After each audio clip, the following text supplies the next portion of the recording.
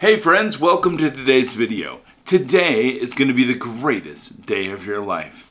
You know, I grew up extremely poor. I got to tell you, my father was killed in a construction accident when I was 9 years old, and I had a mother that basically gave up after he died.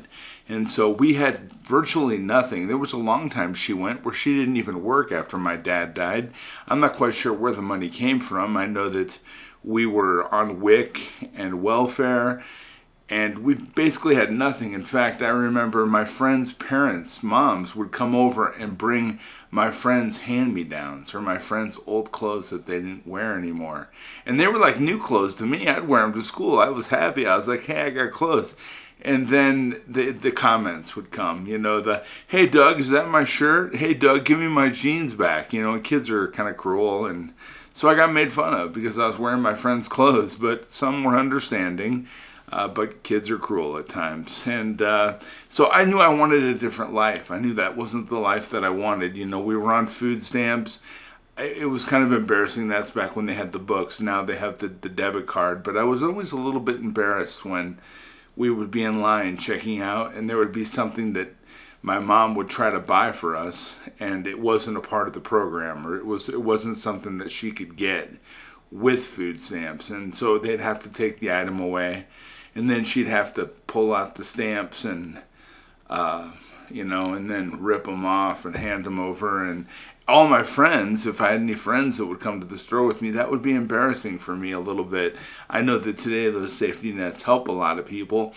And the majority of the work that I've done over the course of my career has been in helping to reinforce those programs and to ensure that they're readily available and access to those programs is easier. And we as an organization have created software applications with different states that are going to change the way America accesses entitlement programs in the future. But, and these are my motivators, but I got to tell you, I was conditioned in a negative way about money from a very young age. And I think it's common. It's common for people to go through this. Growing up, I would see others around me who were obviously wealthier than my family. And, my mom and my grandparents would always seem to draw attention to those people that had money and identify that we weren't like those people. They would actually say that. I would say, I want that. And they'd be like, oh, well, want in one hand and wish in the other and see which fills up first, It was a reflection of their beliefs about themselves and money that had been passed on to them from previous generations. It wasn't their fault. I mean, my grandparents, mom and dad, would have came out of the Great Depression, and lack and limitation was something they grew up with, and it was established beliefs that they brought from their lives. They passed on to my grandparents, and my grandparents passed it on to my parents, and my parents tried to pass that crap on to me. But there was always something inside of me that said I wanted more. I didn't want to be that person who struggled, who didn't have enough food in the refrigerator. I wanted to be the person that had plenty of food, no worries about paying bills, drove the car they wanted to drive, lived in the house they wanted to live in. I remember when we would drive to my grandparents' house when I was growing up, somebody in a nice car would pass us, and my mom would make some negative comment like, those damn people just think they own the road, in their new car or whatever, and she would name the brand of the car or whatever and speak negatively about that with a real negative attitude about the fact that other people had tried and succeeded in their lives. I do see this in our society sometimes. People will take a negative connotation towards people who have wealth or success. And they, I don't want to go down that political avenue, but people tend to have a negative belief regarding people who have money. And I just didn't want to be like that. I wanted to create choices for myself. I wanted to be able to afford the car I wanted to drive. I wanted an abundance of food in my home, and I wanted it to be the quality and kind of food that I wanted. I remember when I was a child, I went and stayed at this guy's house, and I was probably 7 years old, and he lived in a beautiful home. His mom and dad were successful professionals. I grew up on a farm, so we didn't really have a lot before my father passed on. In fact, in the 80s, when the farmers were going bankrupt, my family lost their farm, and my mom and dad filed bankruptcy. So, and I'll never forget when we went one day out to the farm, and the bank had put chains on the barn, and we couldn't get in there to the equipment, and there was stuff in there. And I remember my dad coming home and crying for like 2 days and throwing up into a paper bag. He was so upset. And so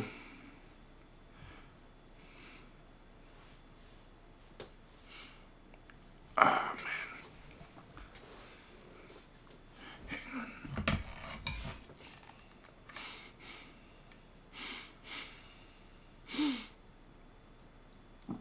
man, excuse me. So, that was tough, really tough. And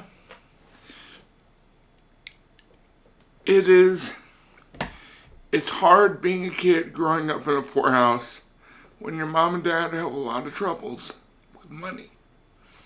And, I'm going to get it together here. So, it's hard to grow up in a house, like I was saying, where your parents have trouble with money, and you're just a kid. You can't do anything about it. And I'll never forget growing up and hearing, there isn't enough money, we can't afford it, we have to go without. This became my conditioning, around money and lack of limitation, alright? I remember making the decision I was going to do more and be more and have more when I was a young child. I knew I wanted more. I was going to have more, and I was good at school. I followed the academic path. I had my stroke and all that, but I was able to rebound, learn how to walk again, against all opinions, medical opinions. I was able to walk. I still can't use my left arm that great, but I can use this extremely well, even though it's damaged. I had my stroke and all that, but you wouldn't know it. I'm not like functionally abstract in any way. I'm perfectly normal. I have an advanced college degree, and I do quite well for myself these days, but I followed the path that everybody told me I should follow. And this is what I believed I had to do to create the life that I wanted. This is what I'd been told by society to do. I remember at one time, I worked multiple jobs when I was going to school and trading my time for money, before I actually got out into the world and after I'd earned a college degree and began to move things forward. But, even though I was out there working and doing my own thing, I was pouring relentless hours into working, but I was never getting ahead. It wasn't what was promised. I was told by society if I went out and got a college degree, an advanced degree from an Ivy League university, the big boys, I was told by society if I followed that path and went to those hallowed halls, that I would have this incredible life where I would make all this money and I would have the house that I wanted and the car that I wanted to drive. But you know what? The deal is, that's not the way it turned out, and I became so frustrated and disappointed. I had no idea what to do to improve the results in my life. But I tell you what, I was doing what I'd been conditioned to do. Get an education, work hard for your money. Now, many people could be looking from the outside and think that I had it all at that point in time. I was just fresh out of college. I was making six figures. I had a pretty cool car, but I also had my own place, and my brother was living with me, and I was sort of taking care of him from a certain standpoint. It was never really good. When I was growing up, our house, we had a lot of challenges. There was a lot of arguing, and it was just, he wanted to be in a better environment, so he came to live with me. And I got to tell you, I was out there, I was busting my butt, but I just wasn't getting what I wanted from life. I wasn't getting where I wanted to be. And everybody around me who was working as hard as I was, they were complaining about the same things. The price of gas. My car's broke down. I got these house problems, whatever it might be. But never were they making ends meet. And I continually compared myself to those people. I didn't have any confidence. I was scared of rejection. I could have gone out, I guess, and started my own business at that point in time, and I really wish I would have. But I was afraid because I was told things by my family and by society that just aren't true. You have to have money to start a business. It takes money to make money. You got to have friends to be, influential friends that have the ability to elevate you and help you to garner your opportunities. That's a bunch of crap. You can go to a bank, you can get a business loan, you can start your own business. People come here all the time from other countries. They don't speak English. They don't know anybody. They don't have any financial backing, yet they successfully open businesses time again and have success with their business. Now, if they can come over here and do it, then why can't somebody who's grown up in this environment, in this country, the richest circumstance ever in recorded history, why can't people understand if you want to have what you want in life, you want a business, you want a successful family, no matter what it is you want, you already have all the tools necessary to get there. You grew up in the greatest country known to man. There's opportunity everywhere. You drive down the street, how many for lease signs do you see? Those are open opportunities for a new business to become established. And it could be your business. But you got to get off your butt. You got to go out there and you got to make it happen. So what changed for me, I kept getting stuck. And I felt like I was locked in a prison. I really did. I felt like, how the hell do I get out of this box? Well, I was lucky that I came across my wife and she changed my paradigm a little bit because she gave me a reasoning of why I wanted to get out there and get it done. And she motivated me in ways that I believe only love can. But, I started investing heavily in personal development. I really believed that I could be successful, and I wanted things to be different for my kids. If I was going to have kids, which I was told I would never live past the age of 30, so I never expected to be alive today. 18 years later, now I'm 48, I'm still here. It's a gift because the best medical minds in the profession told me that I wouldn't live probably past the age of 30. Around that time, due to the damage that I had received from the accident, that was my timetable.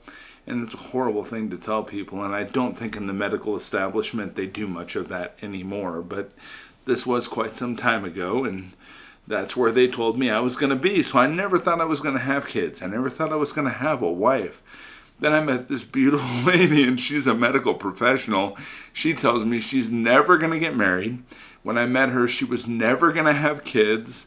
Now, today, she wanted to focus on her career and all that, and that was where she was headed. And her parents backed that. They were very much, you need to have a job, you need to focus on your career, and she had a great path ahead of her.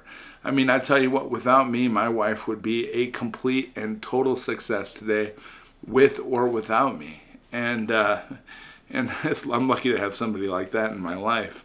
But today, she works for our organization, but she's a mother to our 2 children, and we're married and all that, and things change with love, and I think love has a lot to do with the success that I have in my life. I've found that the better you are towards your family, the more you will have in your life and the more good things that will come to you. It's a secret that I don't think people really understand or realize is true, but it works that way for everybody I know. The wealthiest families I know have very tight-knit relationships with their children. There's no arguing in their house. They support each other. The parents are mentors. I noticed that. On TV you see wealthy people and they always have drama and all this crap. That is 100% TV, because the people I know who have real wealth and real financial success in their lives also have success with their spouse and their children. The two go together, and I don't know why, but I always tell people, if you want to change your financial circumstance, start at home by treating your family as good as you possibly can. cultivate an outstanding relationship with your spouse or your partner, and treat your children with respect and love them. Because even though they're children, we treat children differently. But they have the same mind. They have the same emotions that we have as adults. So it's okay to functionally approach them and mentor them as adults. That's perfectly okay. And you can still love them as children and have the little fun things. But we have to remember that the things we say around, hey, the bills are due, we can't afford the bills, gas prices are high, never tell your children that they can't do something. We did something when we had our children, and it was going to be kind of an experiment. I did an experiment with our kids where I said, what if we tell our kids that they just always tell them they can. Always tell them that, there's no limitations. Oh, you want to do that? That's great. Let's sit down and figure out how that might be able to happen, and support them and tell them they're smart. I used to do a mantra with my children. I would say to Sarah, my oldest, or Audrey, I would say, why are you so beautiful? And they would say, because I am. And I would say, why are you so smart? And they would say, because I am. And I'd say, why do I love you? And they'd say, because you do. And we would do that everywhere, and people always thought that was cute. But it wasn't about being cute. It was about reinforcing a statement in my children's mind that you are beautiful. You are smart. They're little girls, and they need that from a strong figure in their lives. It can be a father, a mother, a partner, anybody. But children need somebody in their lives who can set a good example, tell them they're great, and then reinforce it with action. Kiss your kids, give them a hug, tell them they're great, give them a pat on the back when they deserve it. It makes all the difference, and you're changing them into somebody who won't have to deal with this kind of crap, this lack and limitation. These are paradigms. When people, adults, put ideas in our minds as children that we're poor, we can't afford that, you'll have to do without. Oh, people like us don't have the ability to live that kind of life. Oh, you'll never drive a car like that. Those cars cost, $240,000. Or you can't own a corporation. No, corporations have been around for a long time. Oh my goodness, you don't have the friends that have the ability to help you to get down that path. But when I was investing in personal development, I realized that the more money you earn, the more people you can help. And then my whole perception around money changed. My strong desire has always been to help people get what they want. And, especially with my spouse, she was my initial motivator. And, this change in perspective allowed me to create a healthier relationship with money.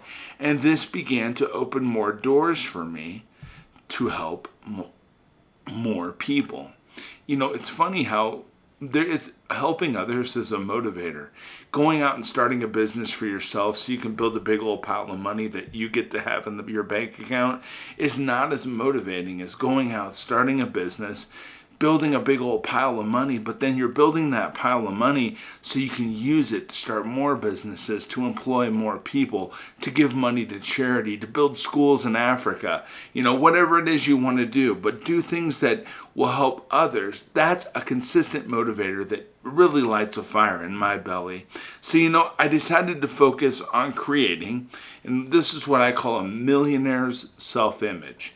And I realized that I had no idea what that looked and felt like when I started out. But I saw it on TV, I saw it in magazines. It gave me an unrealistic perception. But if I didn't know what it was to be a millionaire, I was sure that there was plenty of other people out there in the world wondering too. And I began to change what was under what I was thinking here in my supercomputer. I started any idea that is held in the mind and accentuated, that is either feared or revered, will begin to clothe itself in the most convenient possible. And in the most convenient way possible. I don't think I said that the best. But I'm going to give you a couple of points here that are going to help to lead you towards more money and success and allow you to change those negative paradigms that other people may have put in your mind. Lack and limitation are something that are learned. Children don't come out of the womb believing they can't do things. They believe they can do things. They're climbing around the furniture. They're doing anything. They try everything. They're curious. They're exploring. And then somebody comes along and tells them, don't climb on that couch. You're going to fall off and hurt yourself. And don't do that and don't do that. And eventually, after a child's been told no 1,000 times, we wonder why they don't have the ability to be successful as an adult. Well, hell, they've been conditioned to not do this, not take risks, whatever it might be. So what I think you should do as an individual to get around this, and I'm sorry, I know I've been kind of long-winded today, but I've been trying not to cry. It's tough to think back about my past and about how poor we were and how tough it was. And, when you're poor and you lack money, then anger and animosity come from that in your parents, and then they get frustrated, and then who do they take that out on? Well, sometimes, like in my case, they take it out on the kids, and then you grow up with that really crappy environment. But I think some things you can do are get very clear about the life you truly want and understand that anything is possible. When you're setting your goals, don't think about what you can do or what you want. Shoot for the moon. Shoot for beyond the moon. Because you know what? If your goal is to be a billionaire and you only get halfway there, well, you're just going to have to be happy with the $500 million that you earned. So shoot big, I'm telling you. And get very clear about the life you want. When you set goals, write it out in specific detail. And we've talked about this. The example I use is when you start a business. Find a location. Write down what the location's going to look like, what you're going to offer as a product, who your employees will be, what types of customers would you like to attract. Get very specific about what you want so your mind is very clear on what it needs to be working on. And build your self-image. Build a self-image of somebody that you desire for the person that you want to become. So, build that self-image in yourself. Reinforce that over the negatives. If somebody told you you were ugly as a child, well then, you know what? Reinforce the beauty that is truly you. Use affirmations. Use your goal card. I am so happy and grateful now that I am the most beautiful person alive. And tell yourself that over and over again. You say, Doug, the most beautiful person alive? Let me tell you. Go to the mirror. Look at yourself. And tell yourself over and over again, 5 times, 4 times today. Go into the bathroom and tell yourself 5 times over, I'm the most beautiful person in the world. You know what? I'm going to tell you right now, advertising works. And whatever you tell yourself, even if it's not 100% true, you will begin to believe if you tell it to yourself over and over and over enough. Corporations have proven that to us time and time again. Why do you think advertising is so expensive? Why do you think they advertise to you in the first place? Most of these products you probably don't even need, but you buy. And you know why? Because they advertise the same crap over and over and over again, and they say the same thing to you, maybe in different ways, but they're advertising the exact same way to you over and over and over again. You can use that power by writing down on your goal card what it is you want in your life. The goal card says, I am so happy and grateful now that, and anything you write after the word that, and then you can have. So you could say, I am so happy and grateful now that I am a millionaire. And if you read that over and over to yourself as often as you can, when you're at a red light, when you're sitting in the bathroom, anything, over and over and over again, you'll begin to believe what it is that you've written on that card, and you'll start taking actions in your life that will help you to acquire what it is that you have written down. And I'm telling you what, it works time and time again. I hand out these goal cards, but I've walked into places where I've shared that information with somebody and they come up to me and they just pull a regular old piece of paper out of their wallet. And on the piece of paper it says, I am so happy and grateful now that, and it has their goal on there. And I've watched people's lives change. I went to a restaurant not too long ago with my wife. The waiter came over, got on his knees, put his head on the table and started crying and said, I've lost 120 pounds. I've quit smoking cigarettes. My life has changed. I'm working towards starting a franchise. And he had details and he shared it with me and my wife. I gave the guy a hug and I was so proud of him. He had done such a good job. And it works. You can change your life. You want to change your life, change your thoughts.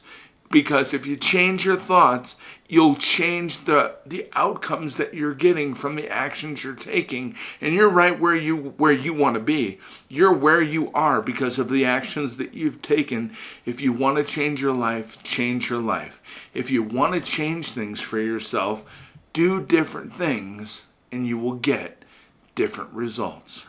And create a healthy relationship with money that is focused on abundant thoughts and feelings and come from a place of really helping other people. Helping other people is a motivator. I've told so many people time and time again, you can have anything it is you want in this life as long as you help enough other people get what it is that they want. Zig Ziglar said that. You know that, and I know that, but I love that statement because it's 100% true. Anything you want in this life, you can have. You just have to help other people get what it is they want. And when you help others, you feel good. It makes sense to help other people. And you know what? You can have all the money you want in the world, all the success, the most beautiful family, anything. But first, come up with a great idea of helping others. Just support that idea. I don't mean come up with an idea. There's nothing to come up with. You help others and it definitely enhances your life and will improve things for you. I can just sit here and talk to you all day today. I know this hasn't been my normal instructional video and it's just kind of been me rambling and talking, but maybe today I just needed to talk a little bit. I feel better. And thanks for listening. So I hope you have a fantastic day today. Friends, I care about you. This is the most important thing I do every single day because I grew up in a tough circumstance and I just want to make sure that maybe you can learn from some of my lessons. Maybe we have some common ground and you can see that, hey, if Doug can do it, so can I. I just want to inspire you and motivate you because you know what? You don't have to live the life you're living. If you're happy with where you are, congratulations. Personally, I always want more. I want to be a better Doug tomorrow than I am today. I always want to improve. I'm just constantly trying for more and more and more. This can get better. We can build this. I can do this. I'm just always thinking that way. You know what? But that's the only difference. I'm a handicapped guy. The success I have in my life doesn't come from my ability to be able to lift big boxes or, do physical labor. I can't do that. But what I can do is what you can do, and that's anybody can use this supercomputer up here, this powerful instrument, our mind. You can use that to change your life over and over again. You know what? Change your thoughts, change your life. You want different results, do different things. It really is that simple. And I care about you, friends, and I'm going to be back tomorrow with one of my regular videos, hopefully. But thanks for listening to me today. I really appreciate it. Sorry I rambled. Just wanted to talk to you. Appreciate the fact that you listened. Hey, hope you have a great day. Talk to you soon.